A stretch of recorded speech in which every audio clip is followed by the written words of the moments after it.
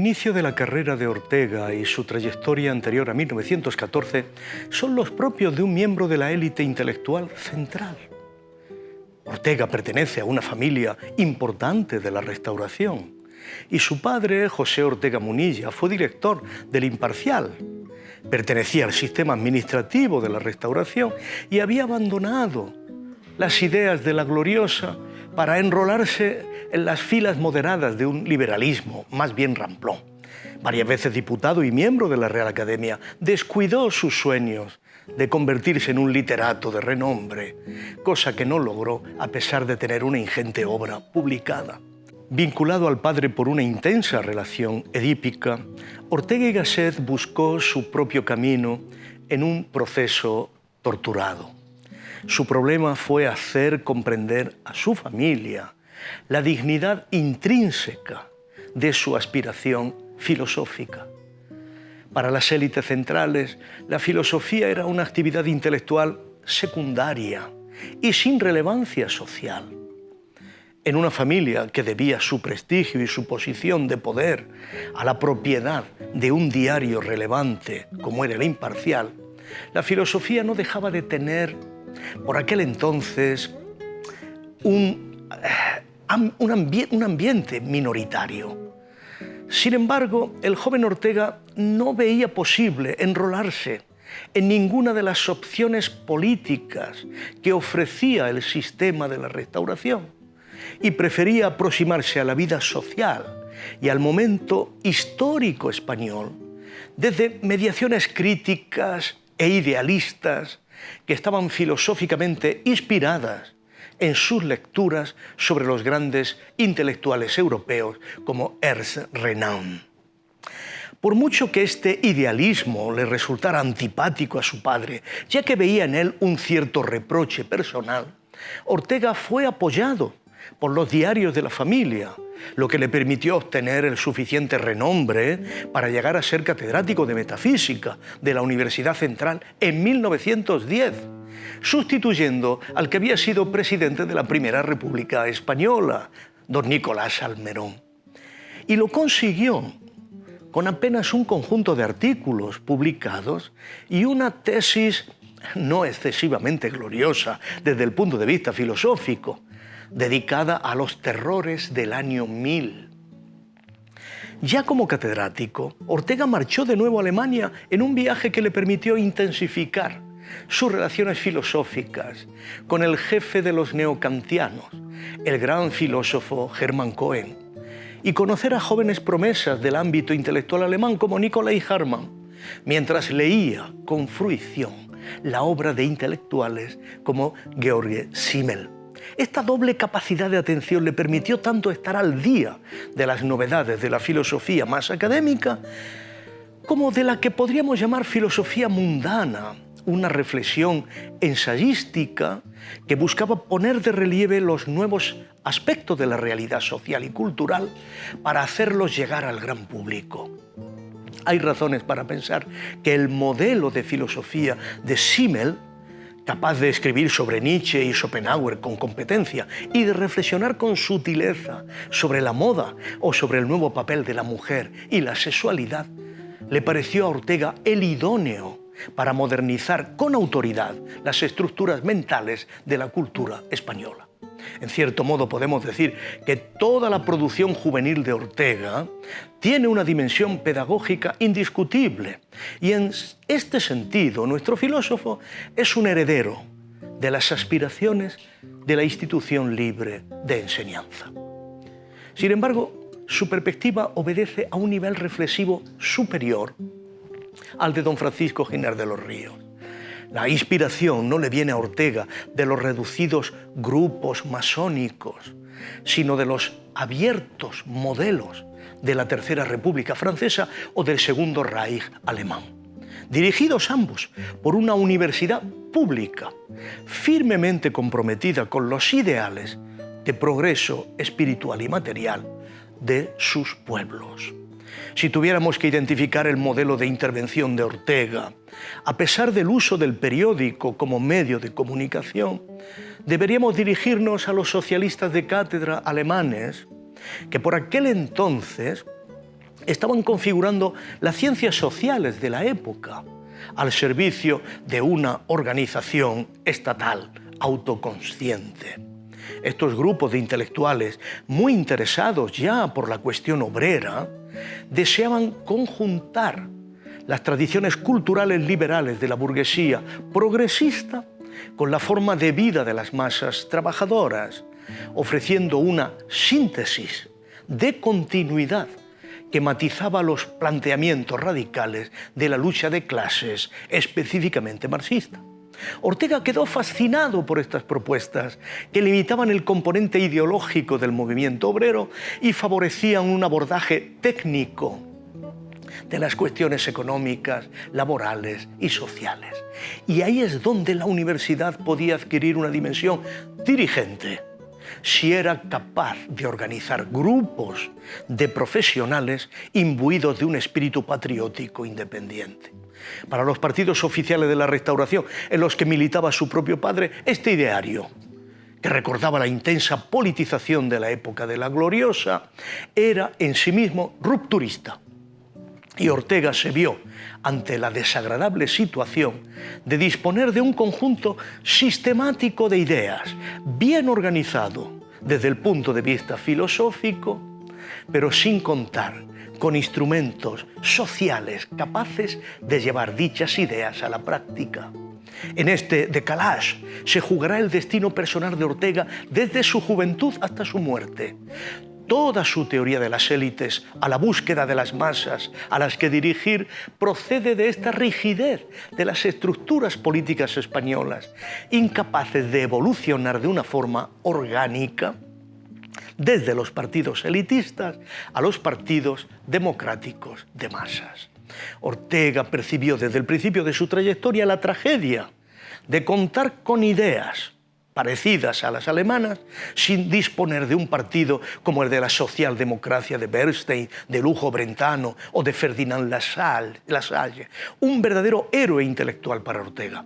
No solo la izquierda estaba bien organizada, con diarios e instituciones intermedias, también la burguesía de Francia y de Alemania contaba con importantes asociaciones para el estudio de la cuestión social, con sus correspondientes divisiones de académicos, dirigidas por el gran Gustav Möller o Durkheim, que sería uno de los maestros principales de Max Weber.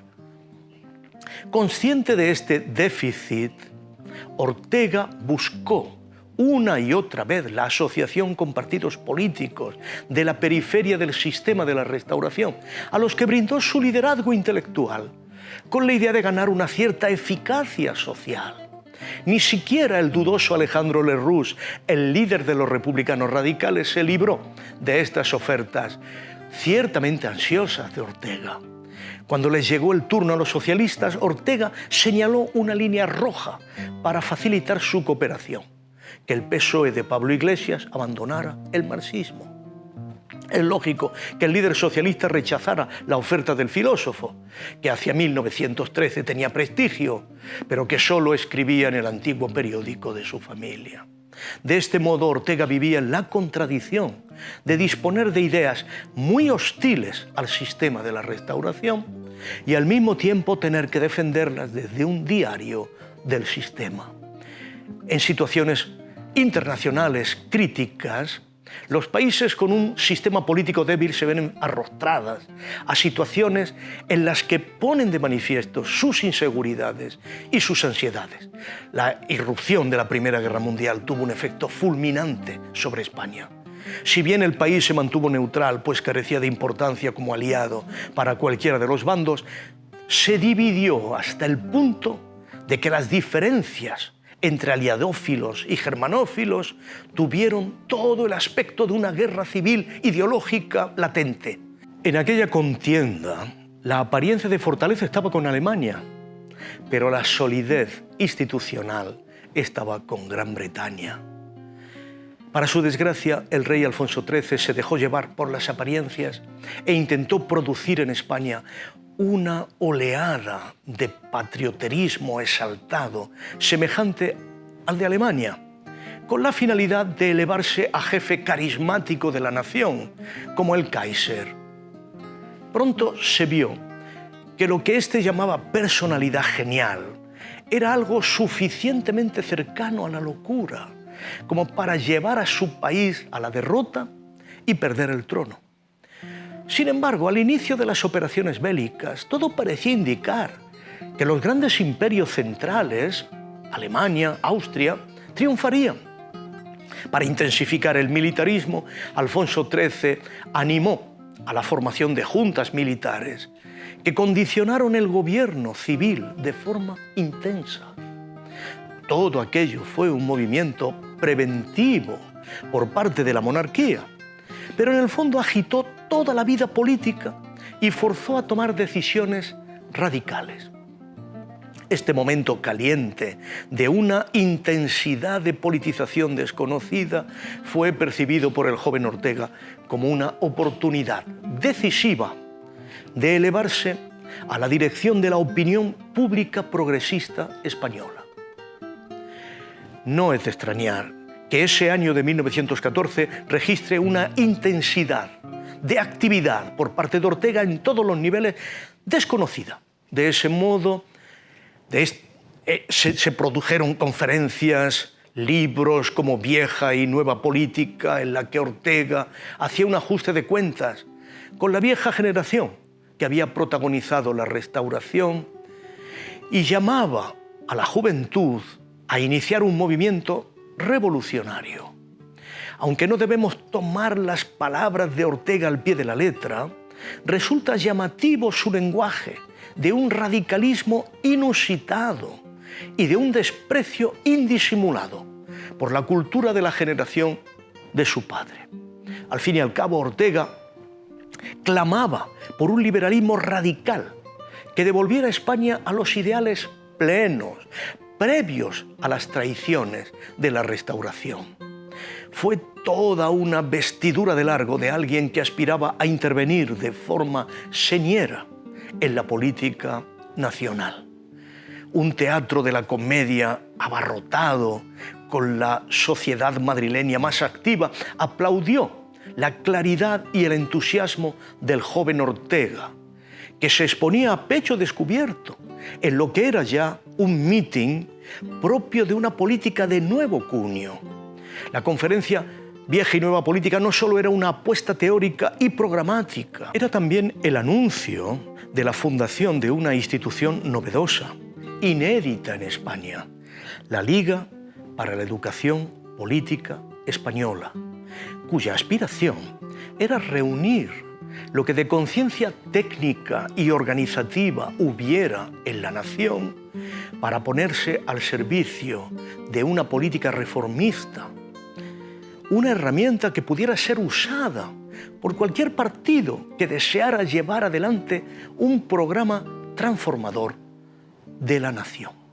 Ortega deseaba reunir a los más importantes profesionales, dotar de plena conciencia de su relevancia a las incipientes clases medias, forjar una especie de clase nacional que recordaba mucho a las reflexiones hegelianas sobre la necesidad de que el Estado se dotara del soporte racionalizador de su gestión en una clase fiel.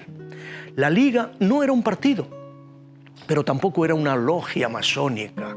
Era un instituto público, pluridisciplinar, en el que Ortega ponía la dirección en tanto que filósofo, portador de una idea de su totalidad. Así fue poco a poco preparando su figura de intelectual carismático, que se diferenciaba completamente de los intelectuales parias del 1898. Él no era sino el resultado de las posiciones críticas nihilistas de aquellos literatos, pero era otra cosa. Ortega se veía como el momento constructivo de aquella generación, que no extendía ya la desolación y la decepción, sino que excitaba al entusiasmo. Él tenía ideas positivas y sabía cómo realizarlas. Él llenaba los teatros, pero no era como Blasco Ibáñez, un líder populista que se aprovechaba de las pasiones de las masas. Él formaba, pues su organización era de índole educativa.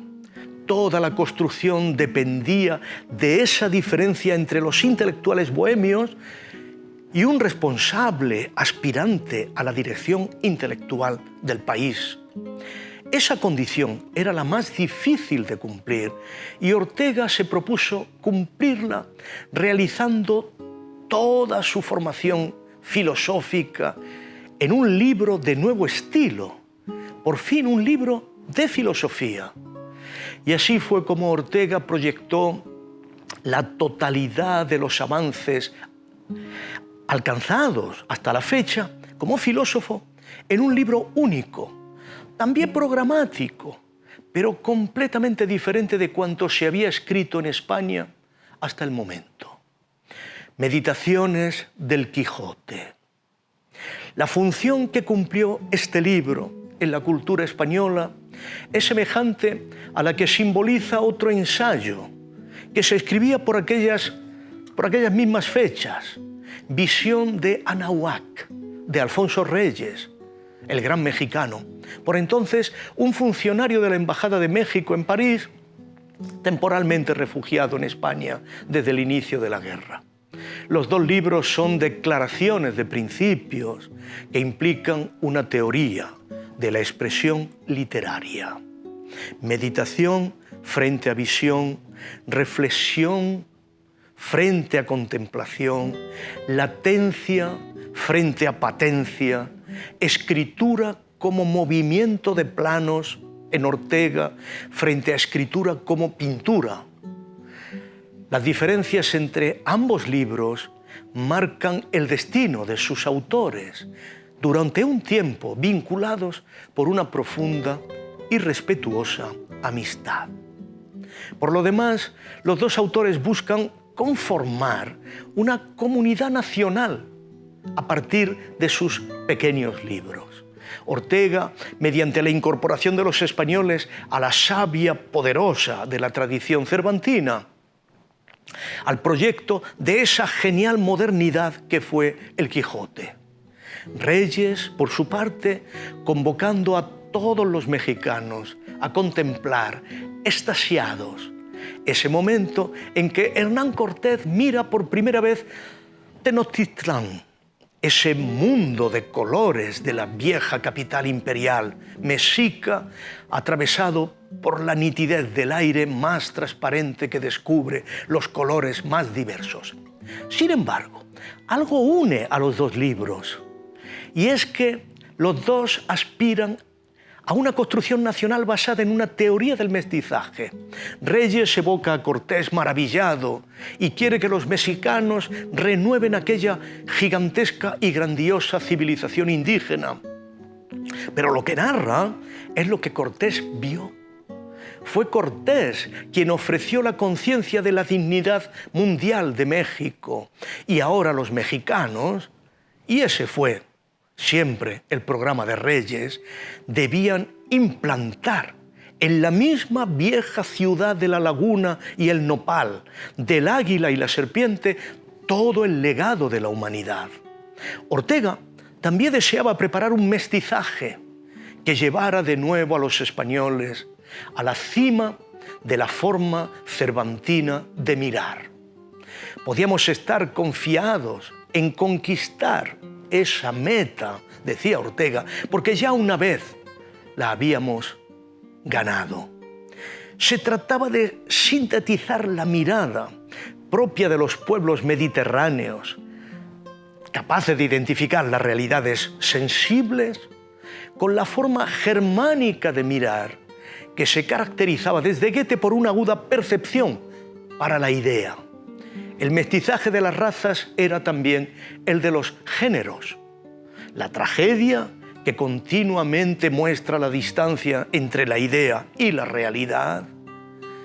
Y la comedia, que muestra que la idea también puede y debe mancharse las manos de realidad y bajar al mundo, asumiendo las imperfecciones a cambio de la mejora de lo que existe.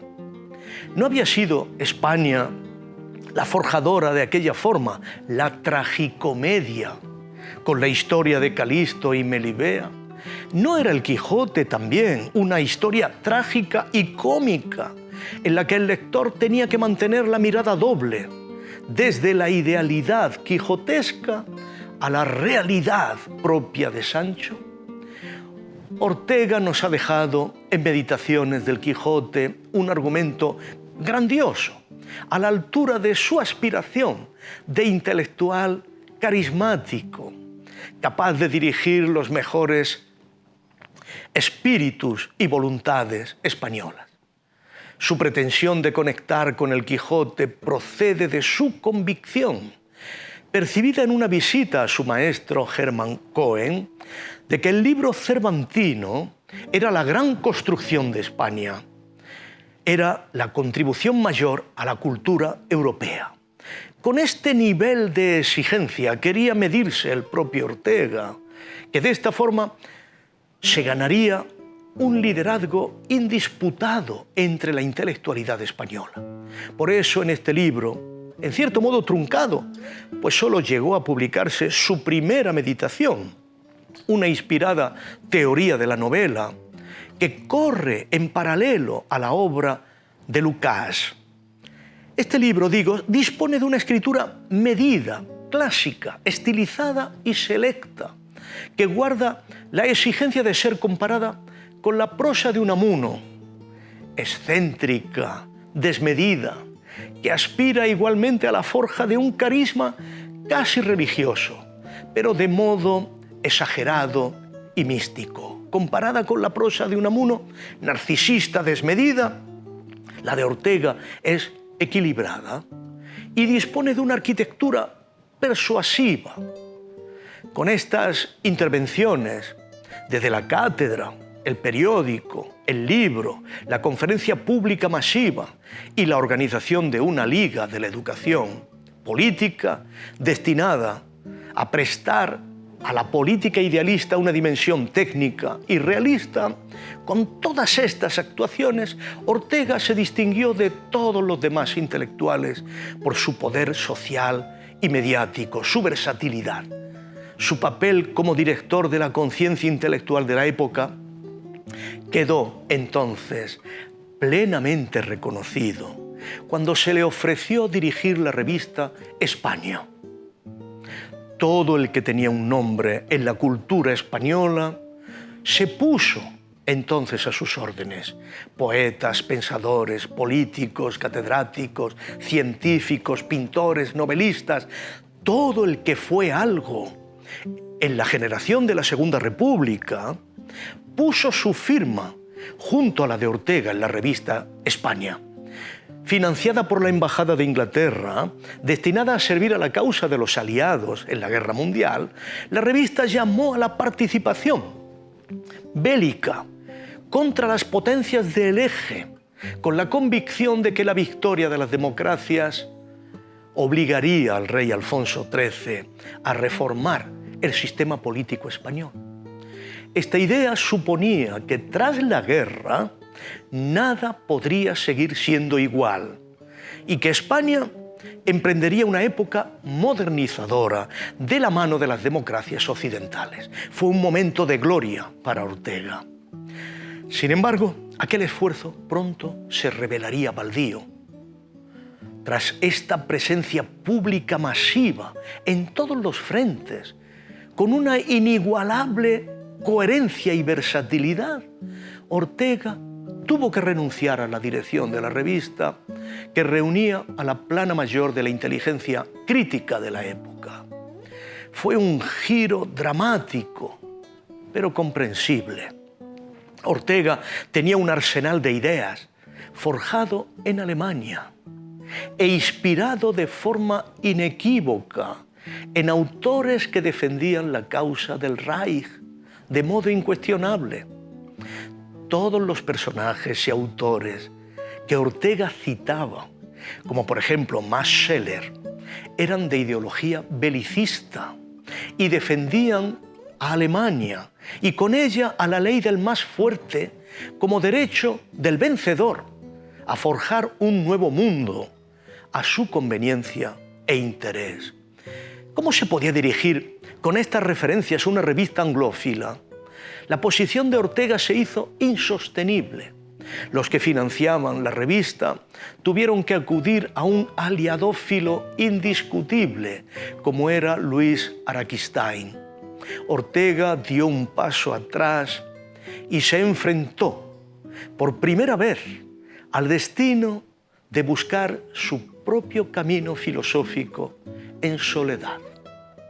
Consciente de que su incursión práctica en la vida política española había concluido por el momento, transformó el proyecto de las Meditaciones del Quijote en un programa que era todo un reto: hacerse con un público exclusivo, dedicado a la filosofía. Ese fue el sentido de que Ortega pusiera a la revista personal que deseaba presentar a los españoles el explícito nombre de El Espectador. Ya no había una finalidad reformadora en su pensamiento. Ahora solo se trataba de revelar la realidad y mostrarla a los amigos del ver, a los filósofos. Ortega dejó de ser un regeneracionista por un tiempo para llegar a ser filósofo, para convertirse en un pensador que hablaría a los amantes de la verdad, allí donde estuviera. Pronto descubriría que muchos estaban justamente en América.